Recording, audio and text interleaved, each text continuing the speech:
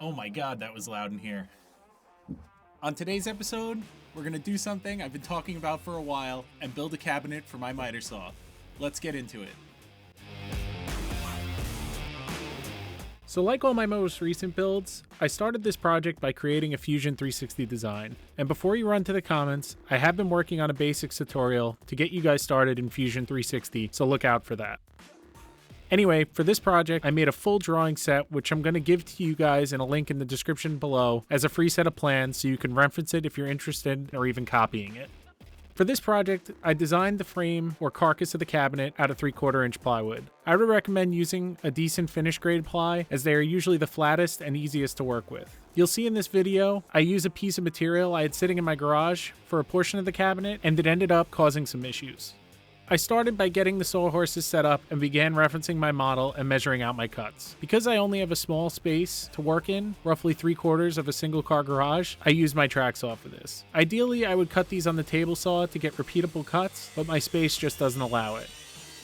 Also, don't be discouraged, you can do this with a straight edge and a circular saw. If you're in a small garage or a shop like mine, I have to say, invest in a good powerful shop vac and one of these cyclone dust collectors if you don't have room for a larger system. This has made working with the door closed much more pleasant and definitely keeps everything much cleaner and healthier. I left an affiliate link in the description below that helps support the channel, and if you're interested in the additional tools and products, they're down there as well.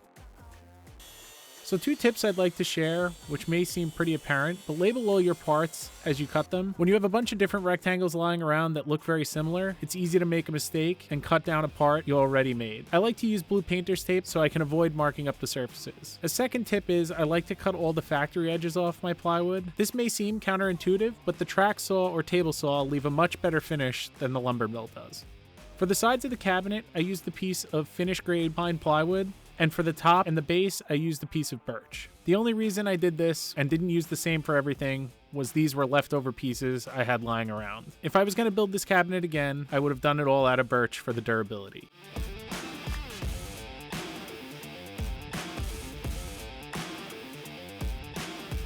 To connect the base, and I'll call it the sub-top to the sides, I needed to cut 2 dados in the side panels. To do this, I ordered a dado stack for my table saw to make this process a little bit easier and more accurate, but unfortunately I didn't check and my table saw actually doesn't accept one, so I turned to a straight edge and my router.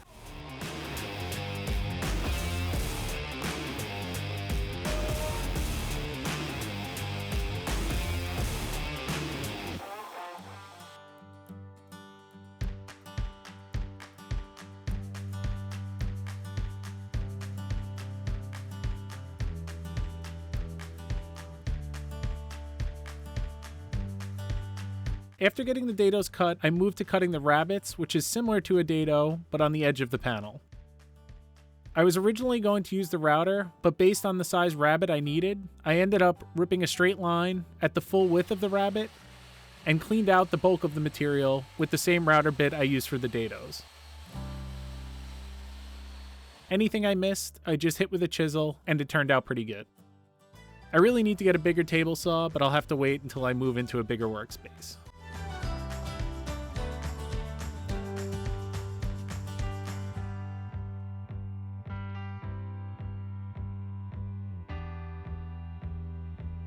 Now it was finally time to assemble the cabinet carcass. For this I applied Type-On 3 to the dados and clamped and finish nailed all the panels together. Also at this point, it's a good time to check and make sure everything is square.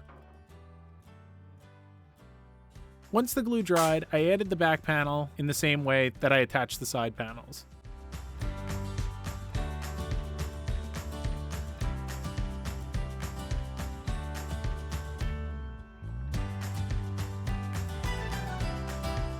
So remember when I mentioned using a good quality plywood at the beginning of this video? This is where it showed using cheap plywood can cause a problem. This stuff was pretty warped, which wasn't apparent when I started, and the best way I could think to fix this was adding a rib on the inside of either side of the side panels.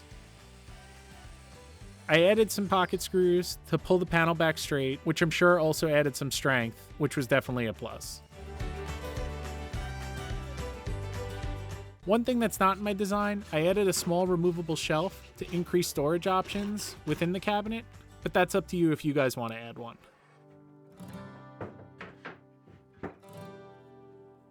Next, I added the uprights that would support the tops that would serve as drawers and wings to support larger material when using the miter saw.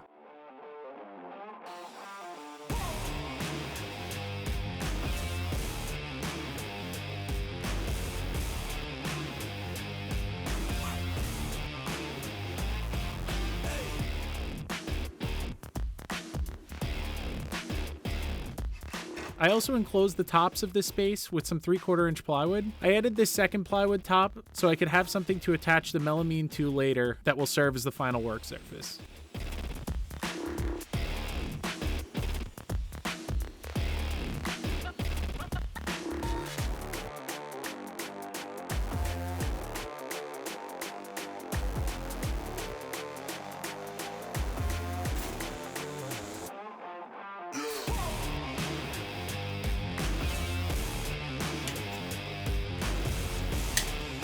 So with all the plywood work done, I moved to breaking down the poplar boards that would serve as the stiles and rails for the doors and the drawer faces, as well as the edge banding to cover the edges of the plywood. I started by cutting down the drawer faces and ripping some 1/8 inch strips for edge banding. After ripping down all the edge banding, I gave a quick sand to remove any saw marks and began gluing and brad nailing it to the face of the cabinet to cover up the plywood layers.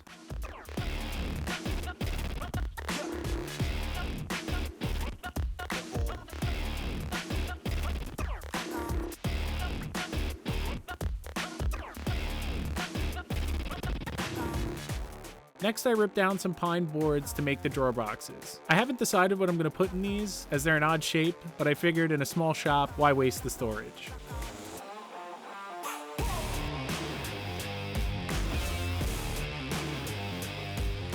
After cutting everything to fit within the drawer cavity, I added a series of 1/4 inch dados to accept the drawer bottoms. I also rabbited these and glued and screwed them all together.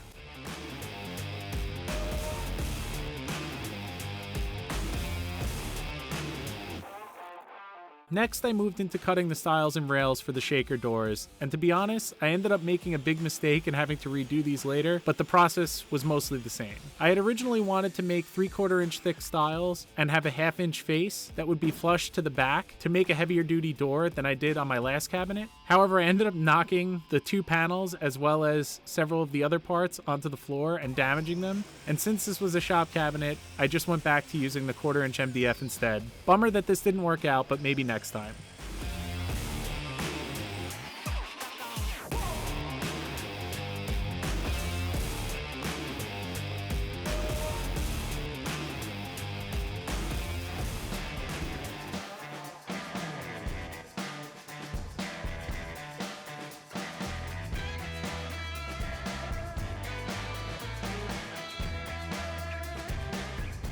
Anyway, I did all the cuts on the table saw with a standard blade, so the tongue portion of the rails needed to be cleaned up a bit before assembling the doors. To assemble these, I used some clamps and Type-on 3, being careful not to force anything together.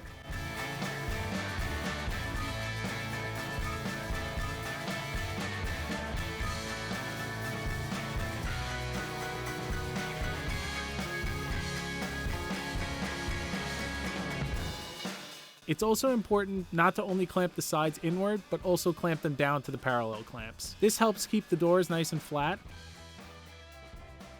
Also, in the interest of transparency, I did make a mistake on one of the rails, and rather than throw it out, I decided to repair it. As you'll see in this video, the patch actually ended up pretty nice in the end.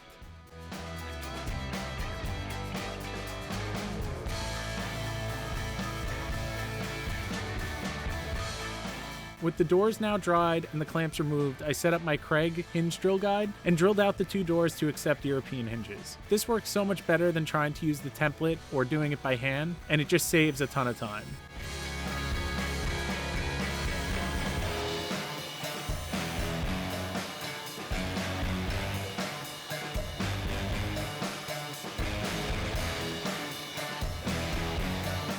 Next, I centered the doors on the cabinet and pre-drilled and mounted the doors with the provided screws.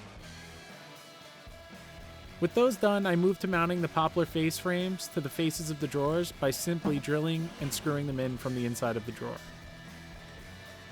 With that all done, I moved to cutting the melamine tops to size and screwed those from the bottom so there are no exposed fasteners. I didn't glue these down so that in the event one gets damaged, I could simply unscrew it and replace it.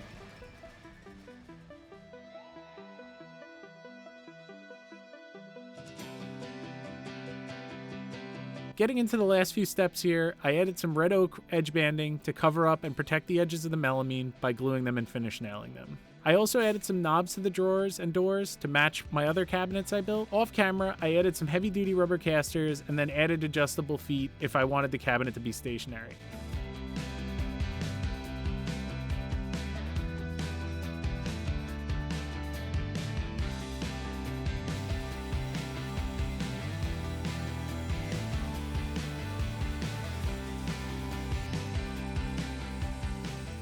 Lastly, I added some feet to bring the miter saw bed just higher than the wings, and it was time to unveil the finished product.